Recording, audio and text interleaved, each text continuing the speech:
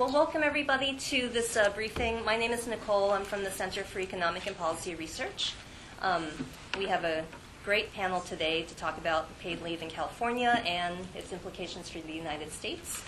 Quickly, Rachel Lyons is to my far left. She's the Work and Family Government Affairs Manager at the National Partnership for Women and Families. She's responsible for coordinating federal education and advocacy on work-family policies, and she's worked for a bunch of organizations, Business and Professional Women's Foundation, Planned Parenthood, NARAL, and the NEA, and she graduated from the University of Colorado and got an MA from George Washington.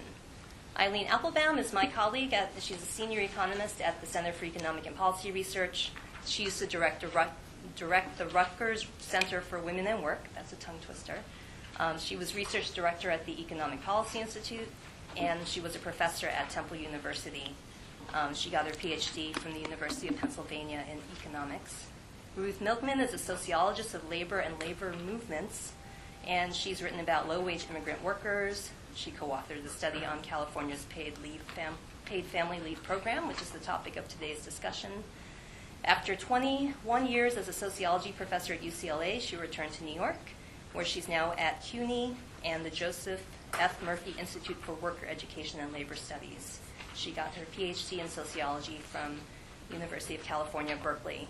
So Rachel will open us up to talk about the Family Act, and then Ruth and Eileen will talk about their book. All right, thank you all for coming this afternoon. As Nicole said, I'm Rachel Lyons with the National Partnership for Women and Families. The National Partnership is a national advocacy organization that works on health care, reproductive rights, and work and family issues. We're most famous for being the organization that helped write and lead the coalition to pass the Family Medical Leave Act, which is celebrating its 20th anniversary last year. And a lot of what we're talking about builds on the history of the FMLA and goes towards the next step. And this federal proposal, which we'll talk about, the Family Act, builds on the lessons from California. So this is, you'll hear all this, you'll be totally convinced on how awesome and great things are working in California, and then your bosses should consider co-sponsoring the Family Act, because this is the federal version of that. The reason we're here today, and they'll go into some detail, is the world of work and family has changed. Majority of women are in the labor force. A majority of children are living in homes with both parents working.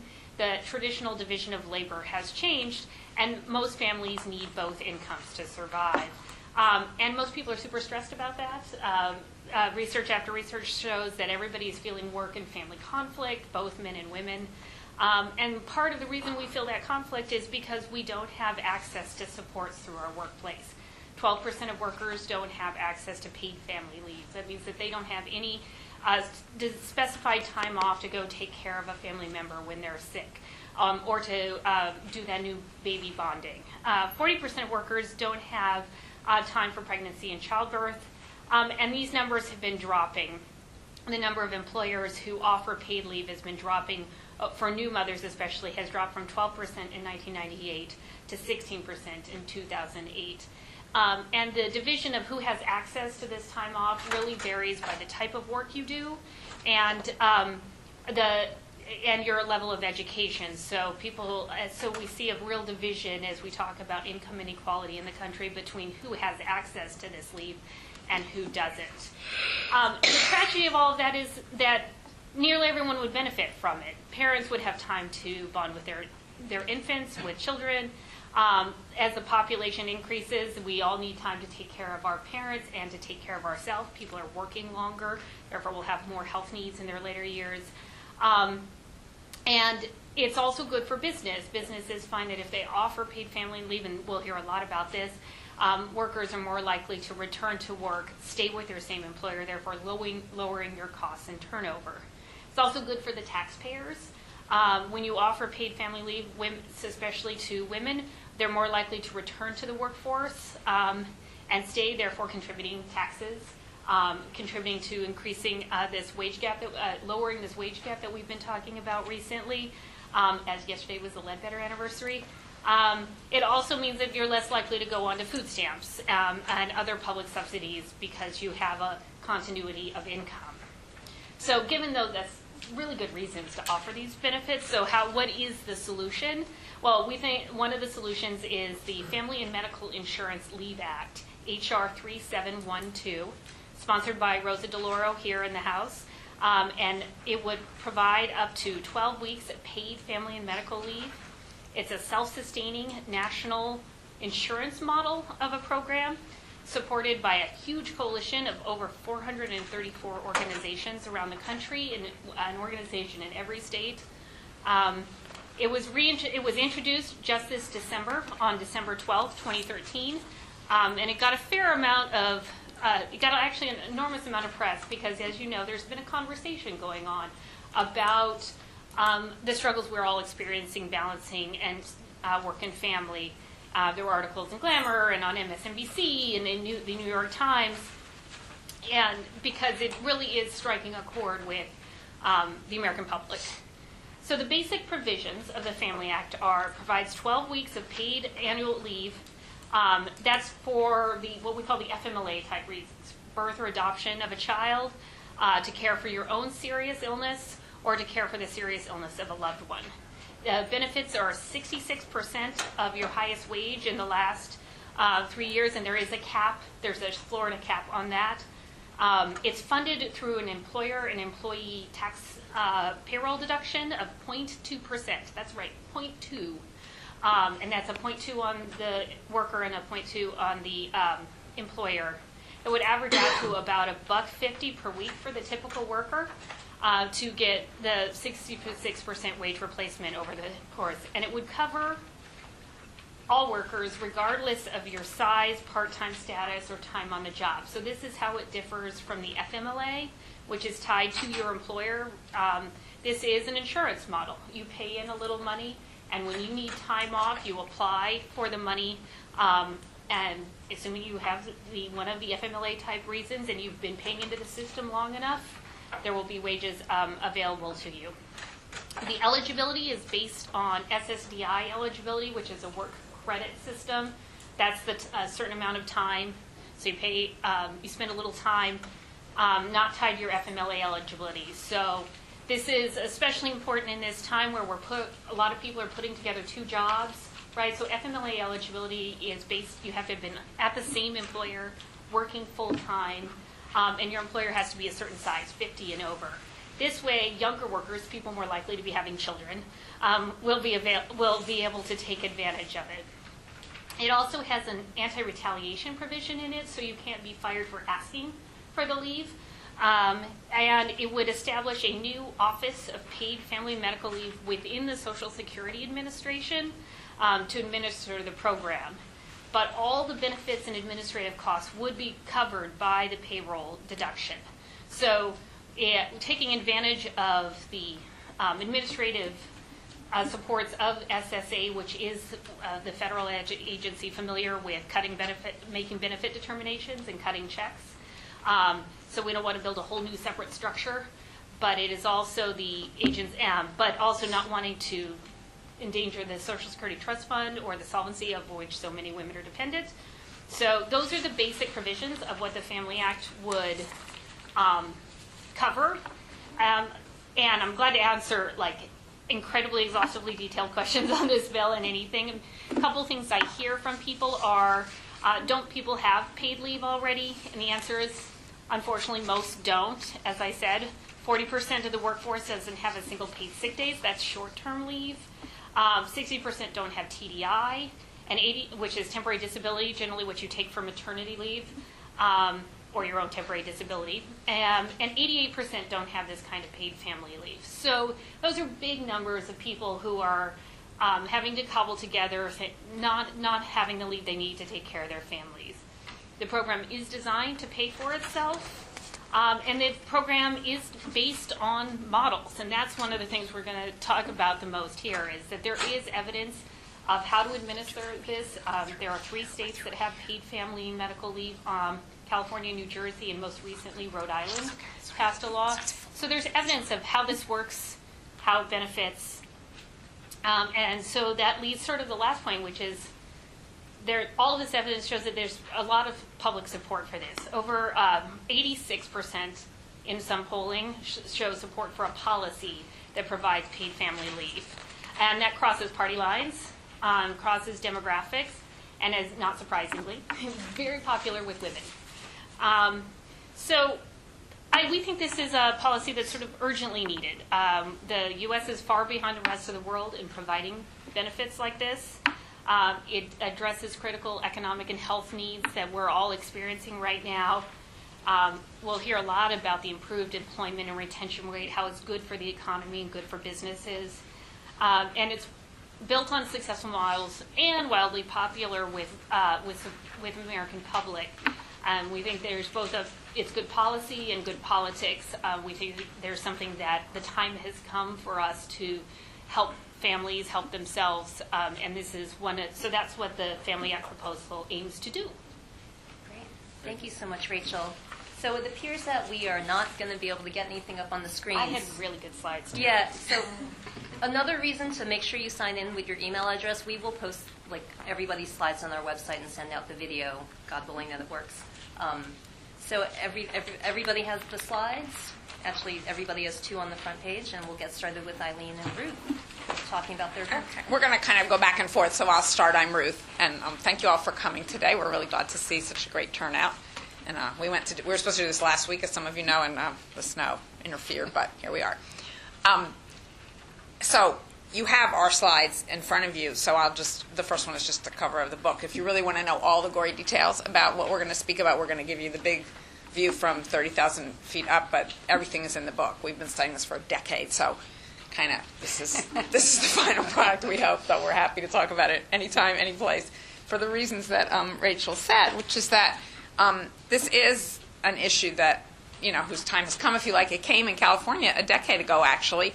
California often is a bellwether for these things, and this was sort of a golden age of experimentation with new social initiatives at the time it was passed back in 2002. So what I'm going to do is give you a quick overview of sort of where it all came from. Then Eileen's going to talk about the business effects. Then we're going to come back to me for a while to talk about the effects of the program on workers in California. And then Eileen will wrap us up with bringing us back to where we started with the Family Act. So that's the program, so to speak. So California is one of 5 states that has temporary disability insurance and has had it since 1946. So that covers what it sounds like. Somebody is temporarily disabled, not covered by workers' comp, but for an off-the-job event of some kind that makes them temporarily disabled. And this benefit's been around for a really long time. In the 1970s, it was extended to include pregnancy, which is probably most of you know, in the United States is understood for political purposes at least to be a disability, which we could argue about whether that's really accurate, but that's how it is politically defined. So an SDI, or as they call it in California, or TDI as other states call it, became a benefit for extended to pregnancy.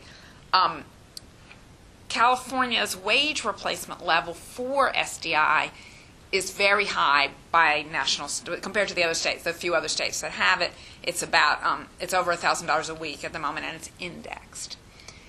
So that's the precedent that was the foundation on which this program built. So in 2002, the California State Legislature passed a law creating this program as a kind of additional feature of the existing SDI program, and they called it various things, but it's come to be known as paid family leave. It's really insurance, as Rachel mentioned. And the next on the first page of your handout, how many are there on? I don't have the same version. There's 2 on the page. So the one that says PFL, a crossover issue politically, that I can't emphasize that too strongly. It's not just the California program. New Jersey in 2008 passed a similar law. Rhode Island just did it this past year, last spring.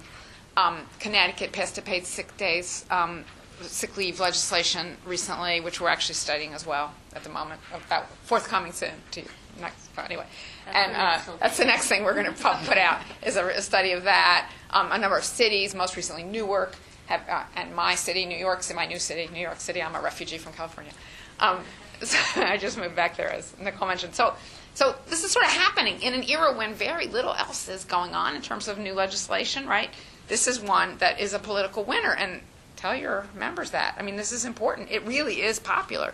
So that we have a slide showing one of many opinion polls that shows this, that, basically any demographic group that you pick, a majority of them support this. The one exception, which we'll get back to, is the business lobby, that chambers of commerce, et cetera. They do not support it. But pretty much everybody in the population, like I said, any group you pick, there's very large majority support for this, for the reasons that I guess Rachel spoke about. I mean, it's pretty well needed, and it is about families, so conservatives like it too, right?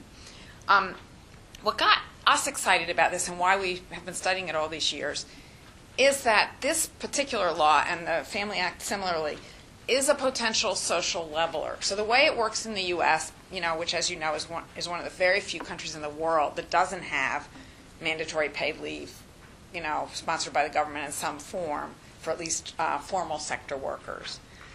Like Swaziland and Papua New Guinea are the company we keep in this regard. I mean, the U.S. is really an outlier. Among rich countries, it's the only one. Australia was another for a long time, but they recently established a very comprehensive paid family leave program. So in that situation, how it works here is that if employers offer a benefit to their employees, then the employees have it.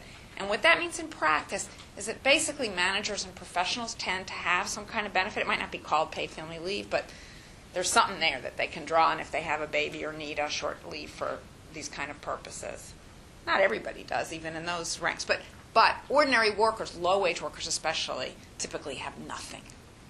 And so the California law, which covers the entire private sector, I can't emphasize this too strongly, no carve-outs, a firm with 2 employees, doesn't matter.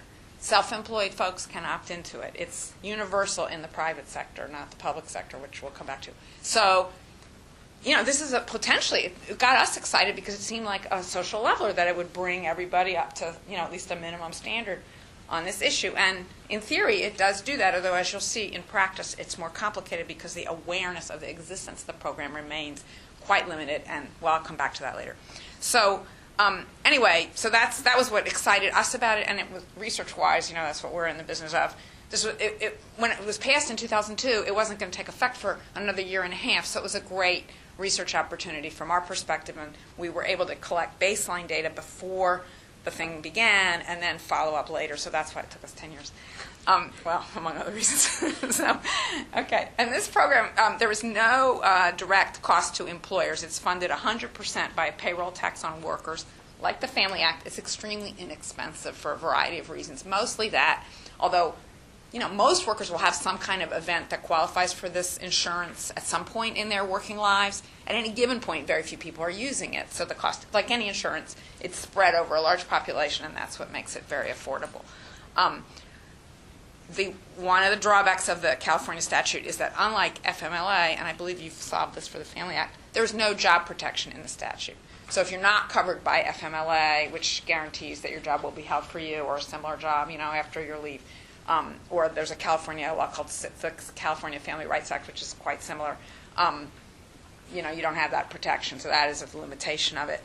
On the other hand, it's gender neutral. It covers fathers as well as mothers. It doesn't just cover and by the way, natural birth mothers who become pregnant, have a baby, and then become parents, they get both the pregnancy benefit from SDI that I mentioned earlier, and this additional benefit, 6 more weeks of paid leave at the same level of 55%, up to a cap of an income of $100,000 roughly is covered, again indexed. So that's 12 weeks.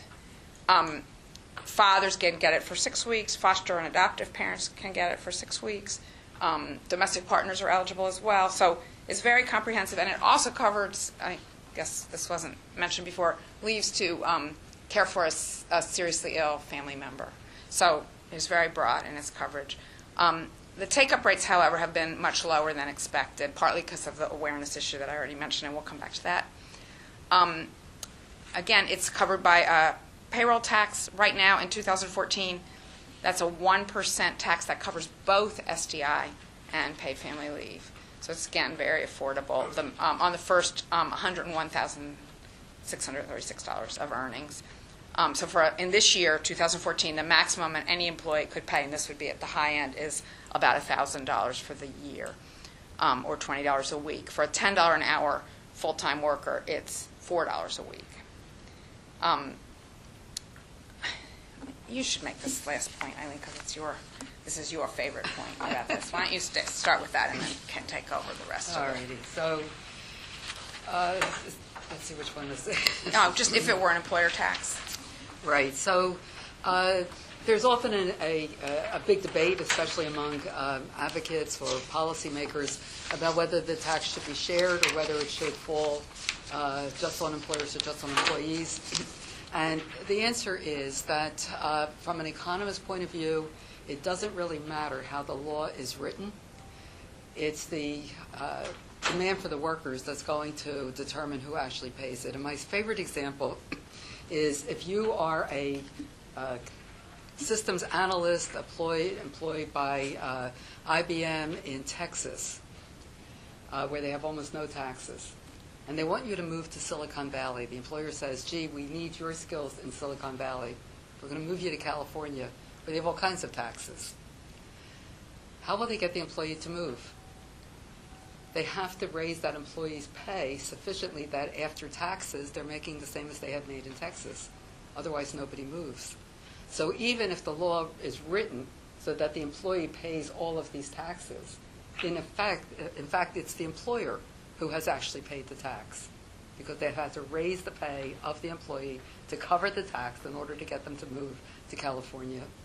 And so high-paid, high-skilled employees that employers think are valuable, the employer will pick up any of those payroll taxes in the compensation that they pay.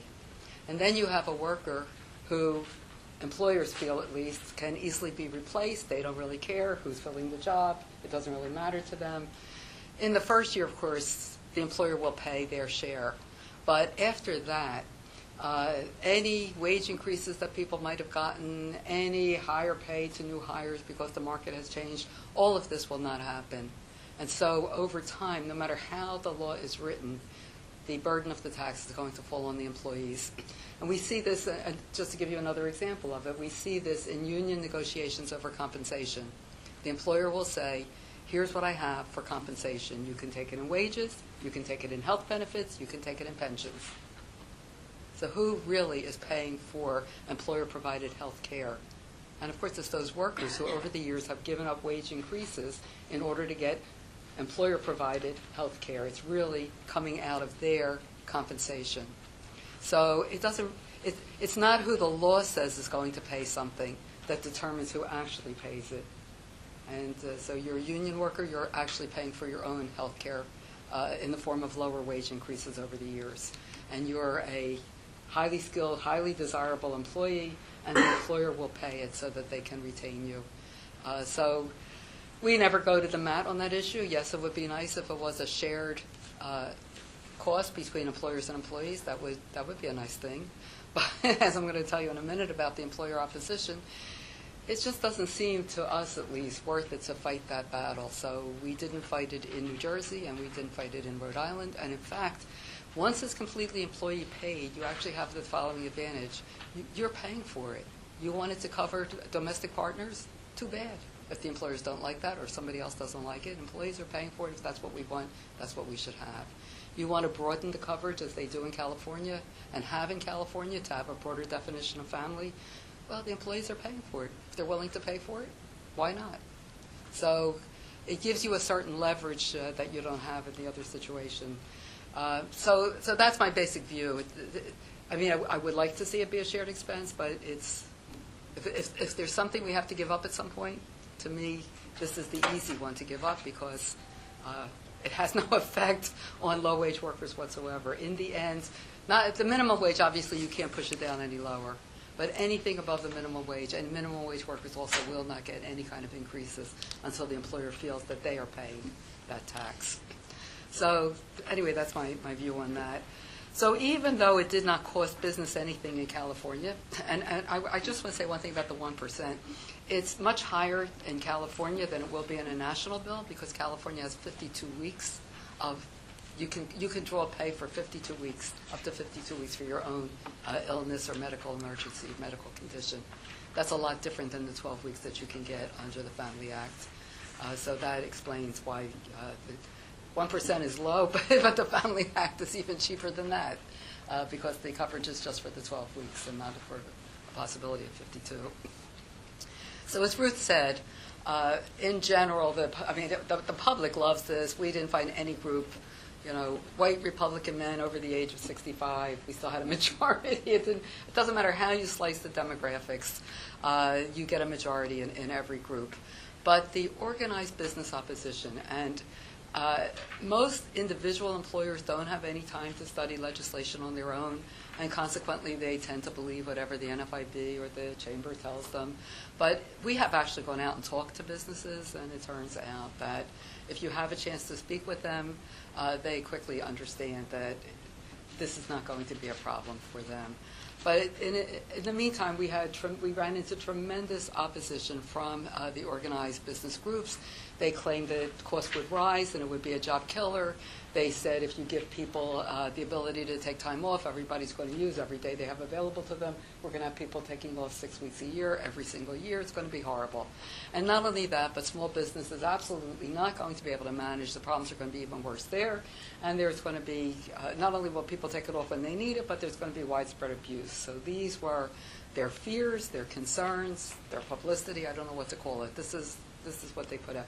We got to the point talking to employers' associations where we concluded that if somebody wanted to pass a law mandating that employees could breathe in the workplace, there would be an organized opposition to that on the grounds that good employers will always let their employees breathe in the workplace, and no one should tell the others what they should do. They know best how to run their businesses. So it was a lot of the opposition from the employers' associations didn't really make sense when you got down to it.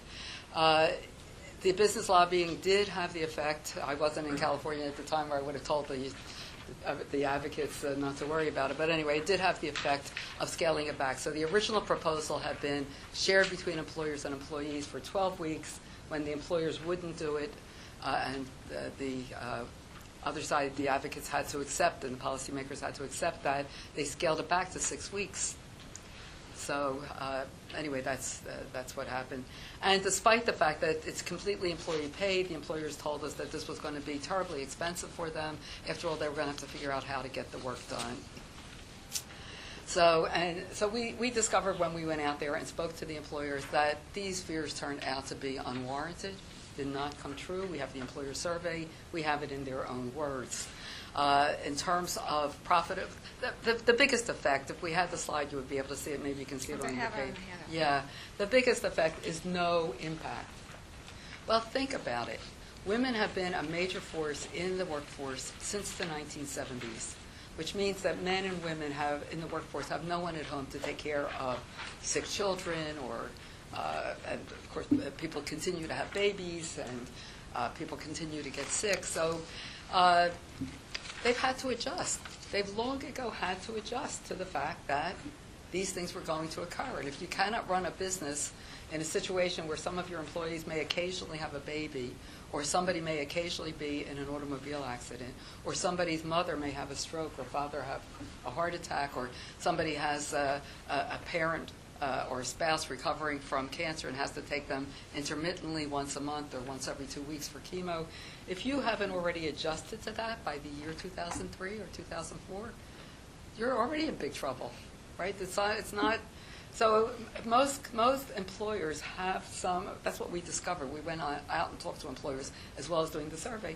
They have their backup plans in place. They know how they're going to handle these things, it turns out that it has no impact or a positive impact for most people, most employers, on profitability or performance, on employee productivity, reduces employee turnover, and tremendous improvement in employee morale. Everybody agreed that it was tremendously good for morale in the workplace. People felt like it's okay if I get sick, I'm still going to have a job. There's going to be a way to handle it, and I'm not going to have to go completely without pay. And then it turned out that, as I said, employers already had plans in place, and most of the time what they did was assign the work to other workers, or they put the work on hold, or especially with professional workers, people might do some work from home. So you just had a baby, but nevertheless, you do your email at night. I don't know what we were thinking. But I know I carried all kinds of things around in the baby's diaper bag. I mean, what I thought I was doing, I have no idea. But so there are these ways that really don't impose any costs, financial costs on the employer. They do require a bit of organization, but no financial costs. And then there are some situations where you have to, in a hospital, for example, you need a certain number of nurses for a certain number of inpatient days, and you will have to have a temporary pool to take care of this. But that temporary pool has been in place, and it covers vacations, it covers other kinds of absences, it covers what happens if an employee unfortunately dies unexpectedly. I mean, there are many situations where you're going to need to call on that pool if you have the kind of a business. You're a steel mill, you're a hospital, you've got to have full crew on every day. So some do have to hire temps, some can use overtime to get the work done, and so on. So I'm not saying that there are no costs associated with it, but they're not very high. And the field work that we did really confirmed this, that these leaves are inevitable. Organizations have already figured out how they're going to do it. Most of the work is covered by coworkers. So the business opposition we found was more ideological than it turned out to be real. And the other interesting thing, which is not here but is in the book, is that in fact it was the small employers who reported the least amount of trouble adjusting to this. And when you stop to think about it, most small employers really know their workers and know their workers' families. So your child got hit by a bus, they say to you, do what you have to do. I'm sorry I can't pay you while you're doing it. I'm a small employer and I don't have deep pockets. But they don't fire you the minute your child got hit by a bus. They'd like to try to accommodate you. And many small employers, when we talked to them, found that this was really quite good. They could not afford to pay their employees. They were glad that those employees had access to partial wage replacement in some other way. So it was largely a non-event. And in addition, many employers were subsidized by the paid family leave program. If you were, in fact, a good employer and you had generous policies of your own, you could encourage your employees to use the state plan to cover the first 55% of their earnings, and you could just top it off. So instead of having to lay out 100% of their earnings for 2 weeks if they're out, the state plan lays out 55%, you lay out 45%. It's a cost savings. And 60% of employers reported that they coordinated their benefits with the state plan for exempt workers, 58% did so for non-exempts. So this suggests that there were savings. 87% of employers reported no cost increases, 9% reported cost savings. We think more had it from the coordination of benefits and may not have been thinking about it. And 13% did report extra costs because, in fact, in some cases, you do have to hire a temp or you have to train a worker to do a different job. So we're not saying no one ever had any costs associated with it, but it was certainly not widespread, and the benefits so far outweigh that. Abuse just did not materialize. 91% of employers told us they had, this is after 5 years or 6 years of it being in place, they had absolutely no experience with abuse. So, and then when we did our site visits, we discovered that departments where employees were abusing, where the manager might say there was abuse, usually had many, many, many other problems. So we ran into one where, I mean, we were looking for this when we went out. We said we'd like to speak to a manager or to visit a department where you've had experience with abuse. And this was a big organization with multiple departments. Some had no experience and one had. And what we discovered is that once they changed managers in that department, the abuse disappeared. So whatever was going on there was a much bigger problem than whether or not you had to pay family leave. And of course, as Ruth was pointing out, and Rachel as well, the use of paid family leave does reduce turnover. Our sample was too small for the differences to be statistically significant, but there were big differences between workers who use the paid family. Certainly, the lower paid workers, the workers in lower quality jobs who use paid family leave were much more likely to return to their original employer than those who did not use it. We often like to say that the big cost saving to employers from paid family leave is the reduction in turnover. But we were shocked when we went out and talked to employers to find out that they had no idea how to track turnover. So we visited a retail chain. Oh, look at this. Better late than never. I guess. They're almost done. I don't know if it's worth it. Well, whatever. Whatever. Anyway, we visited the headquarters of a retail firm that had many branches, many stores all over the country, and had close to 100% turnover. And when we asked about their turnover costs, well, they told us, well, okay, we put a sign up in the mall, and people come in, and we have to do. If they ask about drug testing, you use drugs and do a little drug testing, but it doesn't cost us very much. And then it turns out, if you have 100% turnover, you have to have a fleet of hiring managers. You have to have people, recruiters, who are going out, doing the interviews, recruiting the employees. These are people with bachelor's degrees in HR management, in case you wonder what people do with those degrees, pay generally $45,000 a year. So you have a fleet of these people, and you don't count that as part of your turnover cost because they are in a different department and they're already on payroll. That's not an extra cost. Yeah, but you wouldn't have that cost if you didn't have 100% turnover. So we then developed, based on this, we developed a set of questions which we put in the survey instrument, and then we can calculate turnover costs. And in fact, if you care about it, we also made a turnover calculator, which is on the website of the Center for Economic and Policy Research, that any employer, nonprofit, for-profit, hiring hourly paid or salaried workers can use. So anybody can go there and figure out what their own turnover costs would be. But we discovered that for the workers in our sample and employers in our sample, turnover costs range between about $5,400 and $8,000 a year for the hourly paid workers. This is 17% to 20%, 21% of the employee's annual earnings. These are not small costs. And for salaried workers, and this is not, when we say salary, the people in HR do not know what the people in the executive offices are making. They are not telling you what the top executives are making. But this is for their middle managers and a little bit higher. And the turnover costs range between $12,625 and $18,331, 22% to 31% of employees' annual salary. So there are important benefits to employers in all of this. Costs are not very high. With so few employers reporting any increase in costs, it cannot be a job killer because it's just not having that kind of an effect. And we don't see any evidence that it has had any negative effects on employment growth. Okay, back to me. So we're just trying to keep you awake with this change of voice. Are we going to try to have some time for questions? Sure. So you can see the clock. Okay, sure.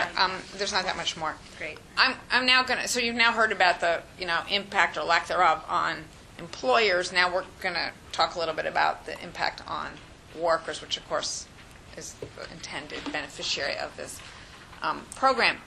And so we, in addition to the business survey that Eileen was just discussing, we did a survey of California workers as well, and we did it as a screening survey. That is, to get into our survey, you had to have had a covered event eligible for coverage by paid family leave. And so what we found, not surprisingly, is that people who used the program had higher wage replacement rates than those who did not, and this was particularly the case for low-wage workers. We divided our respondents into two groups. Who had either what we called high-quality jobs or lacked such jobs. A high-quality job in this definition is one that pays at least $20 an hour and that has employer-provided health insurance being offered to the worker. So there's a graph in your handout that shows in detail. Well, the page numbers are different here. It's the one that's called Wage Replacement by Job Quality. I think they have it, right? This one with the pie charts. So if you look at that, you can see that this is just showing the impact on workers in what we're calling low-quality jobs. In other words, less good than what I just described. The ones who used paid family leave, many more of them got full pay or close to it during their leave than those who didn't, which isn't that surprising. The results are sort of the opposite for the ones in the high-quality jobs because they're much more likely to have employer benefits, but we won't discuss that in detail. It's all in the book, obviously, if you want more information. The program also has a variety of non-economic benefits, not surprisingly. So, for example, overwhelmingly, people who used it reported that it had a positive effect on their ability to care for their new child or adult family member. You might not be too surprised by that. The percent of, it helps support breastfeeding as well, arranging child care. The recipient, there's a lot of data apart from ours that shows that if a sick person receives care from a family member, that improves their recovery period time and so on. And so that was the case here as well. But the big challenge here is the limited awareness, as I mentioned in the first part of this talk. And so you can see that in the 2 slides called Limited Awareness and Disparities in Awareness, that the people who need this program the most are the least likely to be aware of it. So Latinos, young workers, low-wage workers, the income, household income disparities are really dramatic, as the education ones are, renters, all the disadvantaged groups are less likely to know about it than their more privileged counterparts. And that is partly because of the dynamic that Eileen just described to you, which is that since this offers cost savings to the employers whose employees draw on it, the employers that have offered some kind of wage replacement in the past, and often, by the way, this does not take the form of, quote, paid family leave, unquote, but rather, some kind of temporary disability that the employer provides, or maybe you can use banked sick leave or vacation leave or whatever. Maybe some of you have had this experience yourselves. You know what I'm talking about. It's usually some kind of patchwork. But anyway, you have that in professional and managerial jobs. And now, instead, you want your workers to use the state benefit because it's going to save you 55% of whatever you'd be paying otherwise. So those are the employers who tell their folks, use this program. It's out there. It's great, blah, blah, blah. Walmart, sorry to pick on poor Walmart once again, but, they don't have those things for their hourly workers, and so presumably they don't inform them about the state program. So this reproduces the inequality that was there before, and I think that's why you're seeing that great disparity in awareness. We asked people if they did know about the program, who did they learn it from, and the most common answer is their employer told them. There were other, there are other ways too, but that was the single most prevalent. So that's a huge issue. And so the California advocates and the community that cares about this out there are now trying to improve outreach and get the word out more extensively about the existence of the program. But I mean, when I was living there, I felt like a one-woman PR operator. I would meet people all the time who had never heard of it. Even now it happens. I mean, how many of you had heard about it until you came here? I mean, I don't know, but it's not very well known either in or outside California.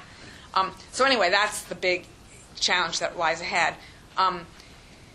There's some other problems, and the take-up has been lower than was projected before the program began, and that's partly because of the lack of awareness, obviously.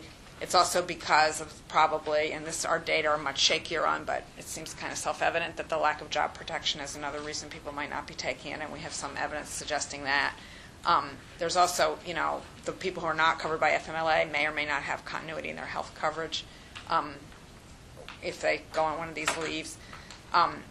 So very few of our respondents in the worker survey had actually used the program. A lot of them didn't know about it, even if they had an eligible event. That's how they got into the survey. And so our numbers are very poor, but they are still suggestive about why people who knew about the program but didn't use it.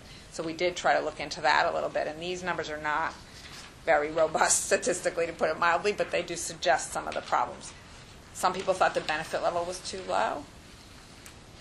Almost a third thought their, quote, employer would be unhappy if they took advantage of this program. 29% feared it would, and again, these numbers, don't take them with a grain of salt, feared that it would hurt their prospects for job advancement. 24%, 1 in 4, thought they might get fired if they used it, and then a smaller group thought it was too much hassle to apply. So those are the kind of issues that remain. I think you're going to take it for the last few slides, right? I'm not going to say very much. You can read about the lessons. They kind of follow. We need more outreach. We need to expand the definition of family. We may need to make sure that public sector as well as private sector workers are covered. In New Jersey, people get 66% of their wages, not 55%. So the Family Act has picked up to 66%, and so on. I don't have to tell about this one because Rachel already did. I just wanted to make one last point. At CPR, we have done an analysis of the 2012 FMLA survey and asked the question, if we relax the requirements, if instead of having to work the number of hours you now have to work in order to be eligible, you only had to work 750 hours, or if the carve-out was not for 50 employees but for 30 employees, what effect would this have? And it would increase coverage. Some 8.3 million workers would be covered in the private sector, are not now covered. But there are 49 million workers who are not now covered, so 8 is good, but still leaves more than 40 million who would not be covered. It would raise, right now, 55.9% of the workforce has access to job protected leave. It would raise that number to 63.3%. But CAP, Sarah Jane Glynn at CAP has done an analysis of the Family Act, and it would raise the percentage covered to between 77 and 84%. So the Family Act, with its the fact that you don't have to work for your same employer, the fact that it's structured as an insurance scheme, really would significantly do a much better job of providing access to people than just relaxing the requirements, and it would be paid. We'll stop there. Well, thanks so much to Ruth and Eileen and Rachel. We have about 10 minutes of questions to Rachel about the Family Act or Ruth and Eileen about California.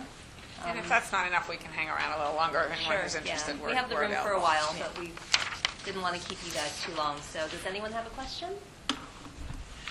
Really? You have one? Here's one. Oh, there we go. Hello. I've got two, which is the first one you talked about, that one of the excellent byproducts is the decreasing turnover, and another one is the increasing productivity, which you just mentioned but didn't get into any numbers on. Do you have anything from your survey of business about how productivity went up because turnover went down and all the rest? Most of them said it had no effect on productivity. Actually, a few said it went up. A few said it went down. So we didn't quite ask it the way you said, but the point is they claimed ahead of time that it would be a disaster from that perspective, and that's clearly not the case. It's mostly they report no effect. Okay, and the second thing is, well, in so many words, you're preaching to the choir here. How do you get out beyond the choir?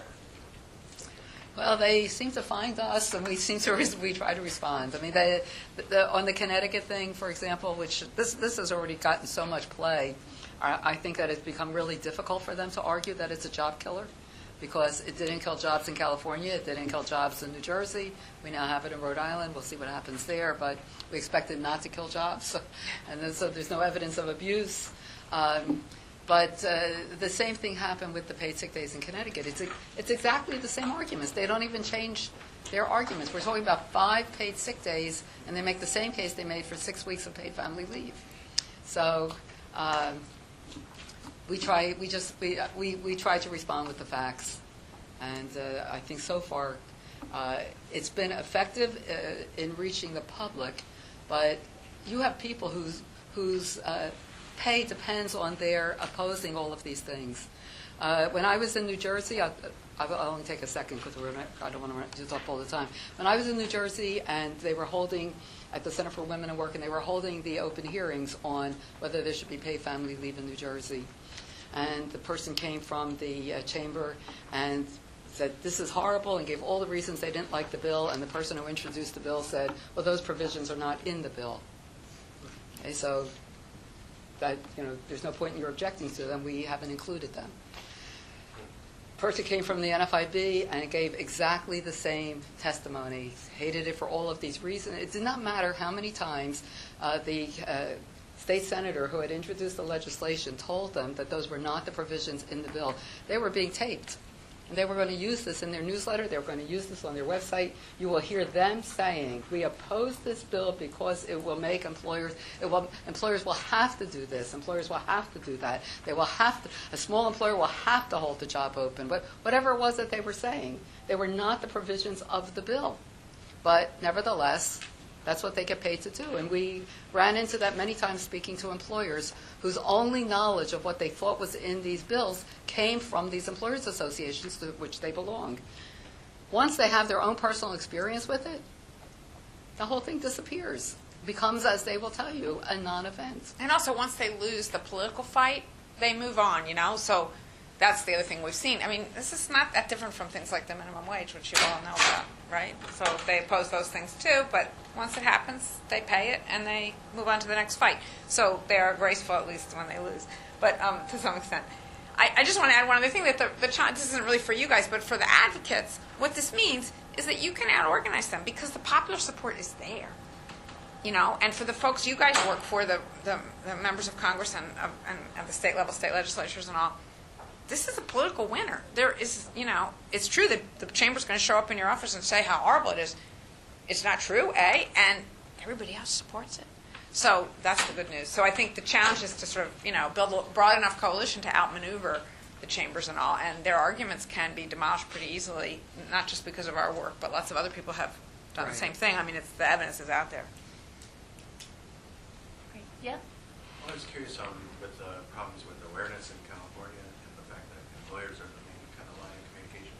Have there been any proposals to kind of mandate that employers provide at least basic information? It's actually in the law that they're supposed to tell people when they hire a new worker, but you know how it works. You get a new job and you're inundated with like 4,000 brochures about this and that. Nobody really reads them, so that's not really enough. We make a bunch of suggestions about what could be done. For example, health providers could help get the word out. WIC centers, particularly for the low-income groups, right? One-stop immigration offices. There's there are a lot of obvious things. And, it's not intentional exactly. Like there even was a small budget at the beginning to get the word out. It was $1 million for the whole state of California, which isn't enough. But they tried. There were billboards advertising it and all. It's hard to get this stuff on people's radar. Can I just make one more point about this? With the Affordable Care Act, there was some fear that would be an issue. The only good thing, the silver lining of the website debacle, is that everybody now knows that the Affordable Care Act is law and it's out there. But before that, there was a lot of confusion. People weren't sure, like, had it been killed by the opposition, and a lot of people had no idea. So I don't know. This is not just this issue, this particular program. I think awareness in general is an issue in this country that we need to work. In Australia, when somebody this wouldn't cover all of it, but when someone has a new baby, they are told, if you have parents, when you have a baby, you fill out a form to get the birth certificate. They're told there. That's what we should be doing, among other things. Yeah. You had a question? It's along the same lines. Is there any plan in place regarding education for how to effectively use the plan, either for employees or employers? Effectively what? To use education plans to kind of... To get the word out? Right. There has been a bill introduced for Los Angeles Okay. to figure out how to get the word out. I'm not sure that what will become of it, but there has been a resolution in the city council at least. This was just like last week. Yeah, right. Brand new news. But obviously a lot more needs to be done. Michelle?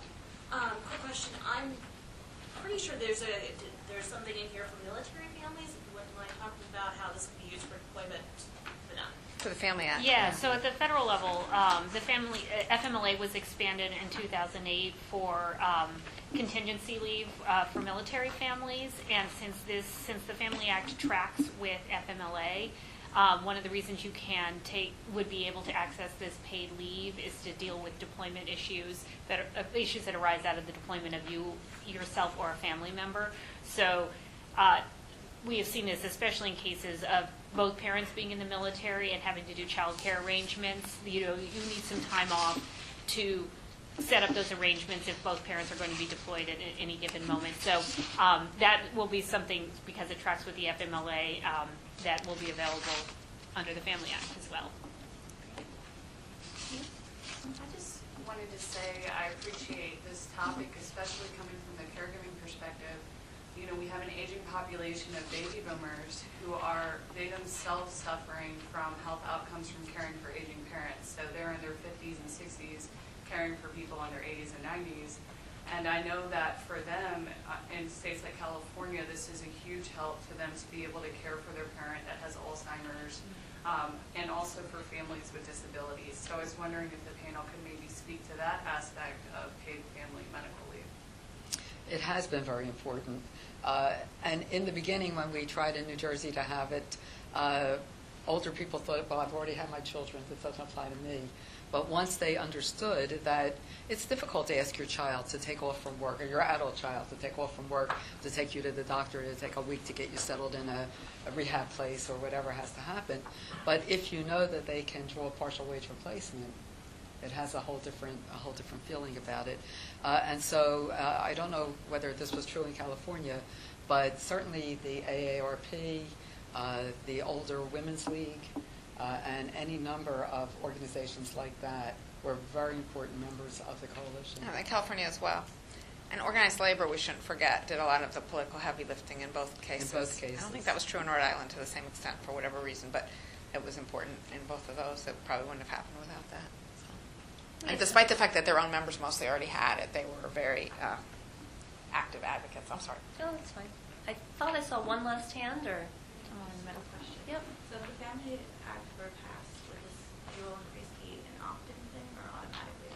No, it would be universal, much like as all insurance systems, everyone into the pool, and therefore everyone benefits, with the idea that at some point in our lives, everyone's going to have a caregiving need, either for themselves or a family member, and you can, it's set up as a yearly, so you can access the benefit for more than one need over your lifetime. So you have a need for a baby here, and then you have a spouse deployed in, and then your parent needs to be taken care of then. As long as you've acquired, paid in enough, it will be available. Great. Well, thanks to everyone for hanging in there. The postcards actually have a discount code for the book, which I'm sure you guys want me to mention. And again, if you sign in with your email address, we can email you Rachel's awesome slides, which you didn't get to see, their slides and a video of this event. And please come up if you have any more questions for us. Thanks. Thanks, everybody, for coming.